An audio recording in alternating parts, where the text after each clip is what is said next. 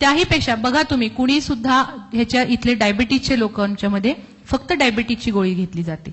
बीपीचे patient रक्त पातळ व्हायची बीपीचीच गोळी घेतली जाते.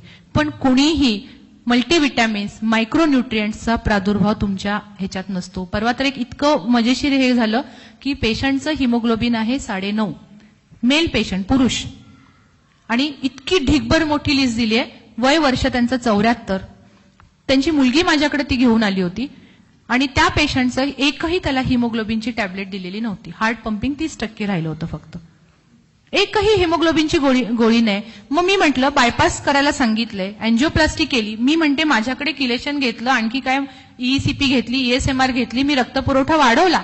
अरे पण जोपर्यंत ऑक्सिजन कॅरिंग कॅपॅसिटीज वाढणार नाही तर त्या ऑपरेशनचा काही उपयोग आहे का? जर हिमोग्लोबिनच कमी असेल तर ऑक्सिजन कॅरिंग कॅपॅसिटीज कमी आहे. तर ह्या सगळ्या गोष्टींचा बारीक बारीक विचार करणं खूप गरजेचं आहे. मायक्रोन्यूट्रिएंट्सचा आहारात प्रादुर्भाव असू द्या. त्याही पेक्षा पुढची महत्वाची गोष्ट आहे ती म्हणजे व्यसनांपासून लांब राहा. Smoking, stop your smoking, stop your म्हणजे ज्याला आपण म्हणतो धूम्रपान, मद्यपान हे बंद करा. आणि त्याही पेक्षा अतिशय महत्वाची गोष्ट आहे ती म्हणजे मानसिक ताणतणावाचं व्यवस्थापन करणं. ही एक कला आहे, आर्ट आहे आणि ही कला ही शिकून घ्या. मानसिक ताणतणावाचं व्यवस्थापन करण्यासाठी मी 3-4 गोष्टी सांगते. तणाव ओळखणारे आपले बरेच घटक आहेत. कुणाला काय होतं, अचानक रडावंसंच वाटतं, कुणाला अचानक खूप हसायचं वाटतं, कोण पूर्वी बोलतच नव्हता तर फार बडबड बडबड करतं, कोणी एकदमच शांत शांत होतं. वयाच्या साधारण 60-65 नंतर हळवा स्वभाव एक फार होतो. छोट्याशा गोष्टीवर खूप रडायला येतं. माझे एक पेशंट आहेत 82 वर्षाचे आजोबा आहेत. रोज मला एक फोटो घेऊन येतात आणि दाखवतात की बघा मॅडम हे ना हे असे होते, तो माझा मित्र असा होता, ह्याचं ना ह्याची बहीण अशी होती. इतके बोलतात वगैरे. पण मी शांतपणे ऐकून घेते कारण बालपण आणि म्हातारपण एक असतं त्याचा मला यथार्थ अनुभव येतो. की जसं लहान मुलं म्हणतात ना बघ ना हे बघ ना तसंच ते काका मला सांगत असतात. पण हळवं मन होत असतं. काहींना झोप येत नाही, काहींना पोटातच सारखं दुखत असतं, अचानक अंग सारखं दुखण्याची हे होतात. खूप खूप लक्षणं असतात. सगळ्यात पहिली ट्रीटमेंट असते ती म्हणजे तणाव ओळखायला शिका. बरेच जण डिनाय करतात, हे मला काही नाही, मी मॅनेज करू शकतो, हे मला काहीच होऊ शकत नाही, मी असंच हे करतो. पण आतमध्ये कुठतरी डीप डीप डीप त्यांच्यामध्ये एक विचारसरणी सुरू असते. पहिलं तणाव ओळखायला शिका. पहिलं try to face that problem. Maximum try to face that problem. पहिलं ओळखा, नंतर फेस करा आणि नंतर ओळखा काही उपयोग होत नाही, neglect that problem. Neglect that problem. आपल्यापेक्षा जगाच्या जीवापेक्षा जगात काहीही श्रेष्ठ नाहीये. Neglect that problem. लहानपणी वडील म्हणायचे Wien wealth has gone something has gone, Wien health has gone something more has gone, but Wien character has gone everything has gone. कदाचित मुली होतो आम्ही घरी, एकत्र कुटुंब, 13-14 मुली आम्ही एकत्र राहत होतो. कदाचित त्यांना असं वाटत असेल माझ्या मुलीने इकडे तिकडे वाईट पाऊल टाकू नये. एक वडील म्हणून कुठल्याही वडिलांची ही अपेक्षा असणं. आणि वडील सांगत होते आज जेव्हा मी जाते माहेरी आणि कधी बाबांच्या समोर बाबा you was wrong that time, ते म्हणतात कसं काय, how, Wien wealth has gone something has gone. परत पैसे गेले कष्टाने कमवू शकतो. वेन कैरेक्टर हैज गॉन, ठीक है बाबा आजकल कैरेक्टर लोग ही तो सेलिब्रिटी बन के सब जगह घूम रहे, उसमें क्या बड़ी बात है. But Wien health has gone everything has gone. कारण त्या वेलचा, त्या नेम फेमचा, त्या सगळ्याचा उपभोग तेव्हाच होणार आहे जेव्हा तुमची हेल्थ तुमच्या हातात असणार आहे. खूप सुंदर जग देवाने दिलेलं आहे, पण ते जगायचं कसं ही एक कला आहे. आणि त्याच्यासाठी मी पतंजलीचे जे अष्टांग योग आहेत त्यातलं यम आणि नियमांच्या बाबतीत मी फार आग्रही राहते. माहित आहेत ना यम? कुठला यम माहितीये? रेड्यावर बसून येतो, शिंगवाला असतो, बरोबर ना? सगळ्यांना असं वाटतं नको गो बाई तसलं. मग यम दीपनाच्या दिवशी आपण काय करतो, दक्षिणेकडे दिवा ठेवतो, माझ्या घरावर तुझी साया नको. अरे कॉमन लक्षात घ्या, जोपर्यंत तुम्ही जागा रिकामी करणार नाही तोपर्यंत कुणाला दुसऱ्याला स्पेस कशी मिळेल, बरोबर ना? आपण जोपर्यंत जागा रिकामी केल्यात तर कुणाला तरी स्पेस मिळणार आहे. हा सृष्टीचा नियम आहे, काही घाबरण्याची गरज नाहीये त्याच्यात. यम असा नाहीये. M means regularity.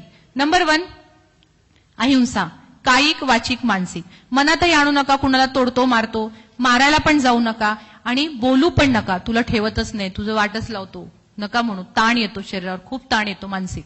दुसरं सत्य, नेहमी खरं बोला. खोटं बोलायला खूप ताण द्यावा लागतो. मला बऱ्यापैकी सगळेजण म्हणतात की मॅडम तुम्ही नेहमी फ्रेशच दिसता. मी ज्या मेडिकल कॉलेजमध्ये प्रोफेसर म्हणून काम करते तिथे काही जण मला असे टोमण्याने बोलतात, ज्योत्स्ना पाटील मॅडम काय बाई 5 बोटं तुपात आहे, तिला काय टेन्शन आहे, निवांत फिरते, सासू आपलं सगळं घर बघते, तिचं सगळं तिच्या ह्याच्यात असं. अरे पण त्या सासूला मैत्रिणीसारखं सांभाळायला मलाही काही एफर्ट्स घ्यायला लागलेत. ते तुपात बोटं यायला, ते तूप लोण्यापासून काढायला मलाही काही एफर्ट्स घ्यायला लागलेत. मॅडम तुमचा चेहरा कायम कसा फ्रेश असतो, तुम्हाला काही टेन्शन नसतं का? असं काही नाहीये. सगळ्यांना टेन्शन प्रत्येकाच्या परीने वेगवेगळं असतं. आता तुमच्या समोर येताना मी जो एक पेशंट मॅनेज करून आले, काय दिव्य केले ते माझं मला माहिती, पण तो स्ट्रेस तिथल्या तिथे ठेवायचा. I just solve that problem, try to solve. मी भयंकर प्रयत्न केले, नाही काही होते, हा पेशंट मला आउट काढायचा, बस, बाकी दुसरं काही मला माहिती नाही. सो सत्य खरं बोलताना कधीही ताण द्यावा लागत नाही, मग तुमचा चेहरा कायम फ्रेश दिसत असतो, छान वाटतं.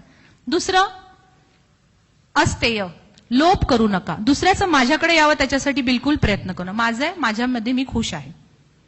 अपरिग्रह, वाजवीपेक्षा जास्त संचय करू नका. का? माझ्या 3 पिढ्या बसून खातील एवढं कमवणार आहे. अरे मी डॉक्टर ज्योत्स्ना पाटील, माझा मुलगा हर्षवर्धन ज्योत्स्ना पाटील, तो आत्ता त्याचं नाव लावताना हर्षवर्धन जे पाटील लावतो. मी हयात आहे, अजून तरुण आहे, तोपर्यंत इनिशियल स्टेजमध्ये गेली, मी एका शब्दावर आली. आणि आपण काय विचार करतोय, माझ्या 3 पिढ्या बसून खातील. माझा नातू काय करणार आहे, त्याला काय माहितीये तिची आजी काय होती, तो म्हणेल हा ती चांगली डॉक्टर होती, पप्पा म्हणत होते ती चांगली डॉक्टर होती, एवढंच त्याला माहिती. तिने काय जंग पछाडले ते त्यांना काय माहित असणार आहे. आणि आपण काय म्हणतो, 3 पिढ्यांपर्यंत सगळं माझं नाव काढलं पाहिजे. असे कशाचं नाव आहे आणि काय आहे. संचय करतो, भीती वाटते, मग माझा बँक बॅलन्स गेला तर. मोदींनी सगळ्यांना केवढं टेन्शनमध्ये टाकलं, इकडे पळलो तिकडे पळालो, सगळे पळा पळत होते, बरोबर ना. आणि त्या दिवशी रिअलाइज झालं बऱ्याच जणांना, पैसा सर्वस्व नाही, बरोबर ना. काही नव्हतं तेव्हा सुद्धा आपण छान भाजी पोळी मस्त खाल्लीये. 2000ची नोट आपल्याला बँकेत मिळाली तरी आपण मस्त एन्जॉय केलं, असं काही नाहीये. नावाला नुसतं या सगळ्या गोष्टी की माझा बँक बॅलन्स इतका आहे, भीती वाटते तो बँक बॅलन्स गेला तर. आता मी जर हे मंगळसूत्र घालून जर तुळशीबागेत गेली तर मी आधी 8 टाकणार, इथं पिन लावणार, अशी करून मी एन्जॉय करू शकेन का हो शॉपिंग माझं? नाही ना. अपरिग्रह, वाजवीपेक्षा जास्त संचय करू नका. आणि सगळ्यात शेवटचं आहे ते म्हणजे ब्रह्मचर्य. इथं कामवासना आणि याचा काही संबंध नाही. ब्रह्मासारखं आचरण, सात्विक आचरण ठेवा, मानसिक ताण खूप कमी होतो. आहारात, विचारात तुमची सात्विकता पाहिजे. नियम सगळ्यांना माहिती असतील, इथे कोण आहे का योगाचं स्नातक, नियम वगैरे माहिती असतील तर? सगळेच आहेत. नियमांच्या बाबतीत पुन्हा सांगते, शौच, संतोष, तप, स्वाध्याय, ईश्वर प्रणिधान. शौच, शरीराला रोज आता काय डोस साबण वापरायचा, थंडी आली, परत मग मेडिमिक्स वापरायचा, ह्याचा वास चांगला येतो. अरे मन फेअर अँड लवली होण्यासाठी सुद्धा आपले प्रयत्न पाहिजेत.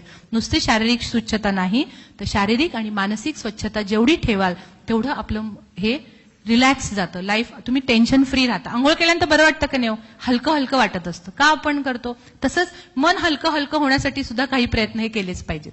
दुसरी महत्वाची गोष्ट असते ती म्हणजे संतोष. हॅपी मॅन बघितले, फेंगशुईचा ॲटम तो घरात ठेवला तर घरात खूप चांगलं होतं. माझी बेडरूम ही आग्नेय कोपऱ्यात होती. किती मैत्रिणींनी सल्ले दे, अगो आग्नेय कोपऱ्यात कशाला बेडरूम बांधलीयस, ती कसं म्हणजे किती भांडणं होतील. नवरा बायकोंची भांडणं होतच असतात छोटी मोठी, ते आपल्यावर आहे किती केवढं ताणायचं आणि काय नाही करायचं ते. आणि मग मी आता माझं घर बांधून 10 वर्ष जेव्हा झाली तेव्हा मी आता नवऱ्याला म्हणते आपण जास्त नाही ना रे भांडलो, अगदी थोडंच भांडलो, म्हणजे चुकीचा कन्सेप्ट आहे, काही तसं नाहीये, काही नाहीये. अंडरस्टँडिंग कॅपॅसिटी खूप महत्वाची असते. सो मौज में रहो. कुठल्याही फेंगशुईचे ॲटम आणि ह्याच्याशी गरज नाहीये. परमेश्वराने पण आपल्याला सांगितलं हसत खेळत राहा. तप, प्रत्येक गोष्टीत एक प्रकारचं सातत्य पाहिजे. ते भले तुमचं ट्रीटमेंट घेणं असो, गोळ्या घेणं असो, पथ्यपाणी करणं असो, व्यायाम असो. तपाचं कुठल्याही फलश्रुती ही चांगलीच आहे. पण आतापर्यंत आपण हेच ऐकत आलो ना हिंदू संस्कृतीत, इतकं तप केलं म्हणून हे मिळालं, त्या तपाची फलश्रुती अशी होती. जर तुम्हाला तुमची हेल्थ पाहिजे असेल तर हे पण एक तपच आहे. स्वाध्याय, चांगलं चुंगलं ज्ञान घेण्यासाठी प्रयत्न करा. दृक्श्राव्य, चांगलं ज्ञान. आजकाल प्रवचन, कीर्तन ह्या गोष्टी आवडेनाशा झाल्यात बऱ्याच जणांना. माझ्या माहेरी रोज पोथी असते ज्ञानेश्वरीची. मग तिथं गेल्यानंतर माझ्या मुलांना मी अशी आवाजून, अरे बस ना जरा वेळ, एक रात्र आपण येतो, जरा बस ना, बघ काय म्हणतात बाबा, बघ काय चाललंय वगैरे. मम्मा बोरिंग आहे, नको इथे. ही आजकालची पिढी आहे. खूप समजून सांगावं लागतं की अरे नाही, चांगलं चुंगलं ऐका. तेच एखादा मूव्ही बघायला जावा, पहिल्या रांगेत जाऊन पोरं खुश उभारलेली असतात. पिढीतला बदल होत निघालाय. हळूहळू सांगून सांगून मला तेवढा कॉन्फिडन्स आहे की मी बदलू शकेन. स्वाध्याय चांगलं ज्ञान घेण्यासाठी तुम्ही तर सगळे आध्यात्मिक विचारांचे आहात, मी ह्याच्याबद्दल फारसं सांगू शकत नाही. आणि शेवटचं ईश्वर प्रणिधान, ईश्वराप्रती प्रणिधान. इथं मी कुठल्याही धर्माशी मला काहीही संबंध नाहीये. कुठंतरी एक सुपर नॅचरल पॉवर आहे, ती पॉवर आपल्या सगळ्यांवर हावी होतीये. प्रत्येक कर्माला कर्त्याची गरज आहे. जे काही अचानक सुनामी येते, अचानक ऊन पडतं, अचानक थंडी वाढते, अचानकच पाऊस येतो, अचानक दुष्काळ पडतो, काहीतरी कर्म घडते. करता असल्याशिवाय होईल का हो? तो करता कुणीही पाहिलेला नाहीये, त्यामुळे तो करता मानणं ही गरजेची आहे. कदाचित मी एक आध्यात्मिक डॉक्टर असेन म्हणून मला ह्या गोष्टी पटल्या. माझ्या बऱ्याच ह्या बाबतीत खूप डिबेटिंग होतं माझ्या फ्रेंड सर्कल बरोबर की नाही परमेश्वर कुठं नाहीये, काही नाही, दाखव, हे दाखव, ते दाखव. मग मला बऱ्याचदा प्रूव्ह करून सांगावं लागतं की मी उभारले हेच परमेश्वर असं समज. कधी माझ्या घरी माझ्या आईला फोन केला तर ती पहिलं वाक्य म्हणते रामकृष्ण हरी.